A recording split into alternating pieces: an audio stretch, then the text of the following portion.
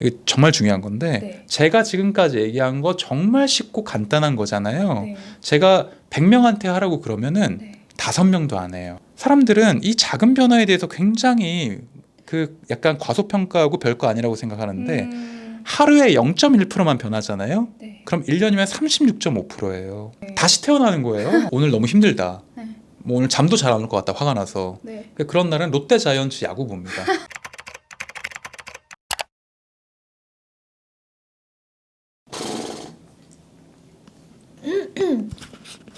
이거 할 때 같이 해주실 수 있어요, 네. 원장님? 네.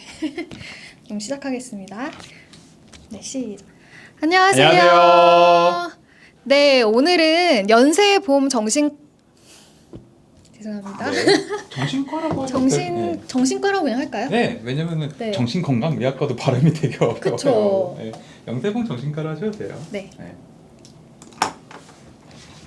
하겠습니다. 시작. 안녕하세요. 오늘은 연세보험 정신과 박종석 원장님 직접 만나서 인터뷰 해보도록 하겠습니다. 원장님 안녕하세요. 안녕하세요. 반갑습니다. 네, 원장님. 오늘은 이렇게 원장님과 좀 인터뷰를 하게 됐는데 일단은 원장님에 대해서 좀 궁금한 거 몇 가지를 여쭤보려고 해요. 원장님과 병원에 대해서. 네. 그래서 원장님 일단 병원을 오픈하신 거는 제가 2018년 12월로 알고 있는데 그때가 맞으신가요? 네, 맞습니다. 아, 그러면은 벌써 한 1년이 넘었네요.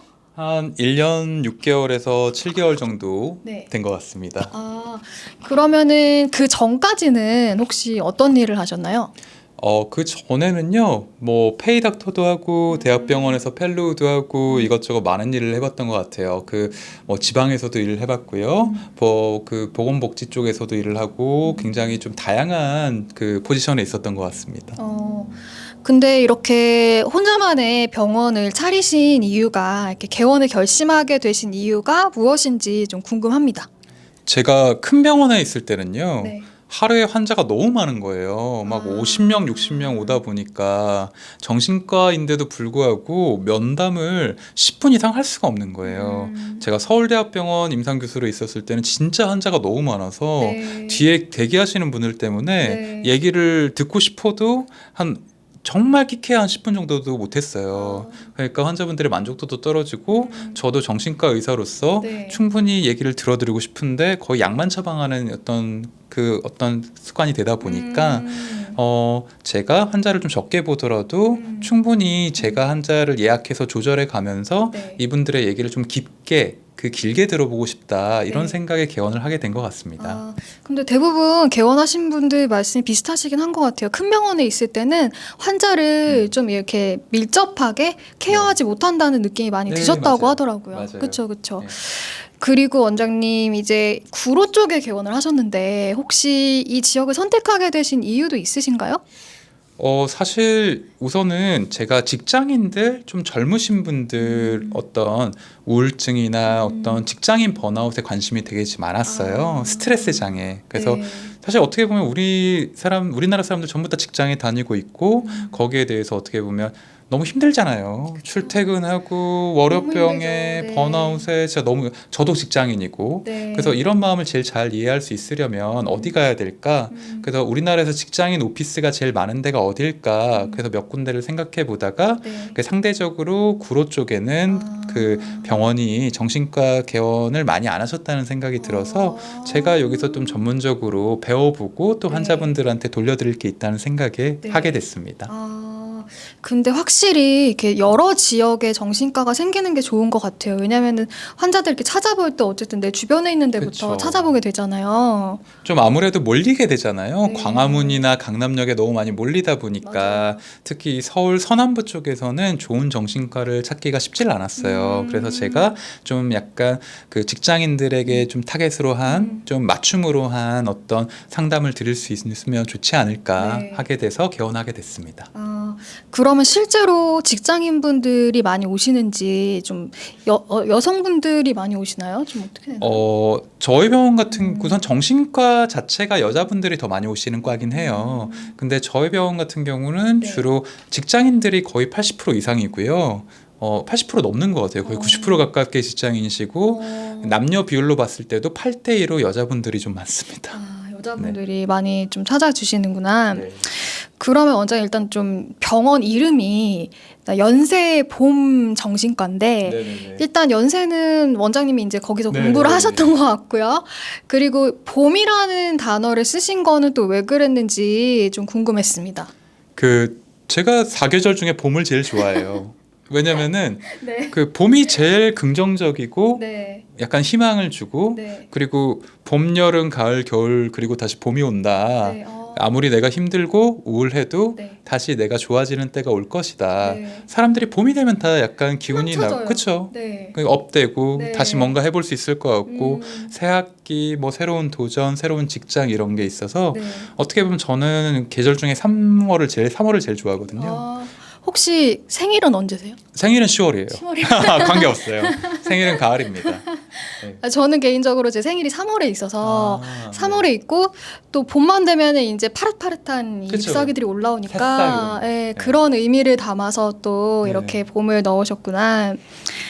그럼 원장님 제가 또 늘상 드리는 질문인데 이렇게 원장님들이 환자를 이제 다양하게 보시는데 환자를 보실 때 나만의 진료 철학 같은 게 있으시다면 어떤 게 있을지 좀 설명 부탁드립니다. 이건 제가 최근에 하게 된 생각인데요. 네. 제가 환자를 그 레지던트나 정신과 의사 1, 2년 차, 2, 3년 차 때는 되게 좀 내가 환자한테 뭘 가르쳐 줘야지 이런 생각을 많이 했어요. 그 내가 말을 많이 하고 내가 환자들한테 네. 어떤 솔루션을 줘야겠다, 네. 가이드를 줘야겠다는 생각을 되게 많이 했거든요. 네, 네. 근데 지금은 제가 정신과 의사 14년 차인데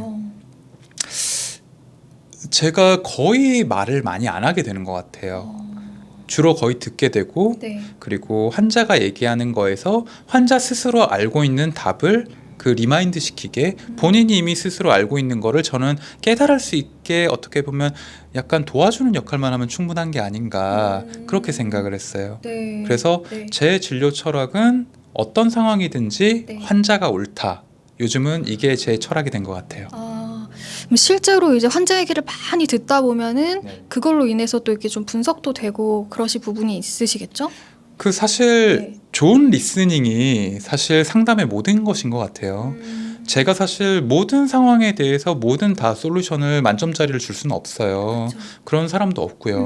근데 내가 이 사람한테 오늘 답을 주는 것보다 이 사람의 어떤 걱정을 진짜 진심으로 내가 건성이 아니라 형식적으로 아니라 진짜로 내가 이 사람을 진지하게 지금 고민해 주는구나. 네. 이런 뉘앙스 하나만으로도 환자가 네. 굉장히 많이 바뀌어요. 많이 바뀌더라고요. 그리고 이 말보다 네. 내 몸짓이나 표정이나 눈빛이나 이런 거에서 네. 내가 피곤함을 느끼지 않고 음. 환자한테 내가 진지하게 들어주고 네. 그리고 환자한테 긍정적인 메시지를 네. 말이 아니라 행동이나 어떤 표정 이런 분위기로 넘버벌 메시지로 주는 거를 네. 저는 요새 되게 중요하게 생각합니다. 근데 그래서 그런지 원장님이 되게 이렇게 얼굴도 그렇고 되게 영해 보이시고 정말 활기가 굉장히 넘쳐요. 피부도 너무 좋으신데요? 네. 오늘 토요일이라서 네, 특히 기분이 좀 좋아요. 네, 오늘 토요일이라서. 아니 뭐 평소에 피부 관리 하세요? 저는 잠을 굉장히 많이 자려고 노력을 해요. 네, 저는 보통 1시 이후로는 잘 깨 있질 않아요. 밤 1시. 네, 아무리 늦어도 한 12시 반 정도에는 꼭 자서 네. 한 7시간 정도는 꼭 잘 수 있도록 저는 규칙적인 생활을 하는 거랑 그리고 스트레스를 그날 묵히지 않고 풀어주는 거 그거 되게 중요하게 생각해요. 아니 그래서 저는 너무 동안이셔서 아닙니다. 네 정말 평소에 이런 에너지를 또 환자분들한테 주시면 네, 되게 좋을 것 같다는 생각도 들게 됐고요. 그리고 방금 살짝 얘기하시긴 하셨는데 이제 매일매일 스트레스를 이렇게 풀어내신다고 하셨잖아요. 근데 이게 선생님들마다 다 되게 중요하다고 하시더라고요. 너무 중요해요. 진짜. 네, 그래서 그거에 대해서 좀 설명 좀 해주세요, 원장님.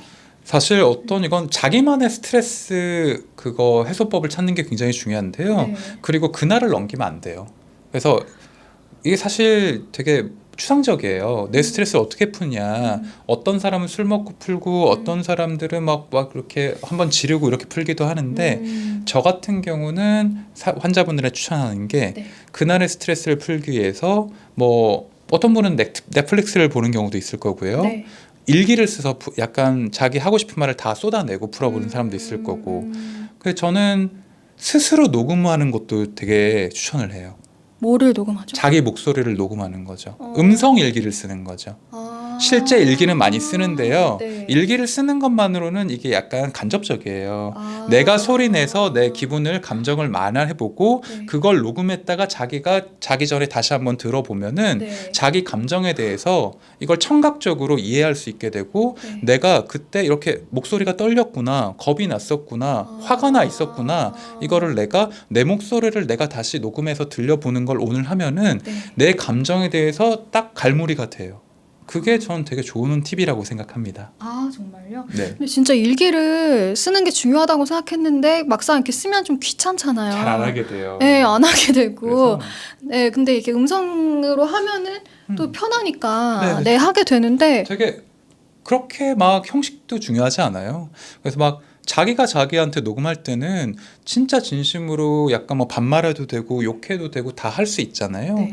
그런 다음에 자기가 이걸 들어보면 되게 간단하게 할 수 있고 뭐 하루에 1분이건 5분이건 30분이건 간에 자기가 원하는 시간에 자기가 원할 타이밍에 그게 엄청나게 저는 그 감정에 대한 자율성을 부여한다고 생각해요. 근데 녹음하는 것만으로 되나요? 그러니까 녹음해서 내 감정을 녹음해 놓으면 이게 나한테 어떤 식으로 스트레스 완화에 도움을 주는지 좀 궁금한데. 이거를 그 녹음하고 네. 녹음하는 것도 1차적으로는 어떤 스트레스 해소 효과가 있고요. 그걸 다시 들어볼 때 네. 그걸 객관적으로 들음으로써 네. 자기 감정에 대해서 제3자가 객관적으로 네. 한번 바라볼 수 있게 되는 거죠. 어. 이게 인지치료적인 효과가 있어요. 아. 네. 되게 감정적으로 주관적으로 해석하지가 않고 네. 마치 다른 사람의 목소리를 듣는 것처럼 네. 내 감정에 대해서 자기 객관화를 한다는 게 인지치료의 어떤 제일 핵심 그 컨셉이거든요. 네네. 네. 근데 만약에 내가 그러면은 매일매일 감정을 녹음을 했어요. 근데 일주일 정도 모아서 들어봤는데 항상 너무 우울하고 내가 막 맨날 너무 힘들었고 이럴 때는 그럼 어떻게 대처를 해야 돼요? 그럴 때는 두 번째 솔루션이 필요하죠. 예를 들어서 네. 내 생활의 변화, 뭐 운동을 한다든가 아니면 아침에 어떤 조금 일찍 일어나고 자는 네. 수면 습관을 바꾼다든가 네. 그럴 때는 어떤 내 생활의 어떤 루틴 이런 걸 조금씩 바뀌어서 내 감정이 바뀌려면 내 일상이 바뀌어야 되고 내 육체, 정신을 담는 그릇인 내 어떤 체력이 바뀌어야 돼요. 그래서 제일 좋은 건 운동이고 네. 뭐 명상도 좋겠지만 사실 사람들 잘 안 하죠. 네. 그래서 저는 그럴 때 하루 5분이라도 운동해 보기 그리고 하루 5분, 뭐 10분이라도 일찍 일어나 보기 이런 거를 굉장히 추천을 하는 편이에요. 근데 이게 정말 중요한 건데 네. 제가 지금까지 얘기한 거 정말 쉽고 간단한 거잖아요. 네. 제가 100명한테 하라고 그러면은 네. 5명도 안 해요. 아, 너무 쉽고 간단하지만 사람들이 에게 그거 뭐 되겠어? 그거 한다고 뭐 바뀌겠어? 아니에요. 진짜로 이 작은 걸로 인해서 내 일상이 매너리스틱하고 맨날 똑같던 일상이 아주 약간의 변화가 생겨요. 이 변화가 사람들은 이 작은 변화에 대해서 굉장히 그 약간 과소평가하고 별거 아니라고 생각하는데 하루에 0.1%만 변하잖아요. 네. 그럼 1년이면 36.5%예요. 그러네요. 36.5%로 변한다 그러면 네. 다시 태어나는 거예요. 그래서 이 0.1%의 변화, 네. 사소한 어떤 시작을 네. 과소평가하지 마시기 바랍니다. 저부터 좀 해봐야겠네요. 네, 그거 좋죠. 그러면 원장님은 평소에 아까 네네. 스트레스를 푸시기 위해서 네, 뭐 일단 잠을 많이 자고. 충분히 잔다고 하셨고 네. 또 뭐 하시는 게 있나요? 저는 그러니까 오늘 너무 힘들다. 네. 뭐 오늘 잠도 잘 안 올 것 같다. 화가 나서. 네. 그런 날은 롯데 자이언츠 야구 봅니다. 네. 야구 보고 치킨 시켜놓고 야구 보고 그리고 이 순서가 있어요. 네. 집에 오늘 너무 힘들었다. 네. 그러면 집에 가기 전에 치킨을 시켜놔요. 네. 그래서 집에 가서 반신욕을 한 다음에 치킨이 도착하면은 치킨을 먹으면서 야구를 보면서 네. 롯데 자이언츠는 야구를 되게 못하거든요. 네. 그 마음 놓고 비난을 하는 거죠. 네, 신나게. 그러니까 뭐 저희 집에서 제가 롯데 자이언츠 선수들을 비난하는 거는 뭐 크게 나쁜 짓은 아니니까. 네. 그래서 또 스트레스를 푸는 거고 네. 또 팬심으로 네. 저는 굉장히 롯데 자이언츠의 오랜 팬이니까 잘 되라고 하는 거죠. 근데 대부분 집니다. 그래서 치킨을 먹으면서 신나게 좀 약간 비난을 하다 보면 네. 제 어떤 나쁜 감정들이 되게 많이 없어져요. 없어지고. 예. 근데 문제는 또 야구를 안 하는 날이 있거든요. 네. 월요일 같은 경우라든가 야구를 안 하는 날이 있어요. 네. 비가 너무 온다거나. 네. 그럴 때는 뭐 웹툰도 보고 이렇게 합니다. 그렇구나. 네. 근데 그러면은 진짜 그날 스트레스가 다 사라지나요? 다 사라지진 않죠. 그렇지는 않아요. 다 사라지진 않는데 네. 너무 누구나 스트레스나 불안, 우울감을 다 없애려고 하면 안 돼요. 왜냐면은 이걸 어느 정도 좀 비워내고 다음날 또 생기면 좀 비워내고 그러니까 내 스트레스가 물이라고 치면 내 나라는 그릇에 물잔에 넘치지 않게 비워내는 정도만 하면 충분하지 이거 내 스트레스랑 불안을 아예 제로로 만들겠다. 네. 이건 어떻게 보면 너무 완벽주의죠. 그건 좀 불가능한 거죠. 그러니까 계속 축적돼서 이제 넘치지 않게 맞아요. 미리미리 관리를. 누적돼서 터지지만 않게끔 아. 자꾸 비워준다 이런 거죠. 너무 좋은 방법인 것 네. 같아요. 그러면 원장님 이제 원장님과 병원에 대해서 좀 여쭤봤고 다음 인터뷰에서는 이제 요새 하도 화제가 되고 있는 그 N번방 그리고 음란물, 성중독에 대해서 한번 얘기해 보도록 하겠습니다.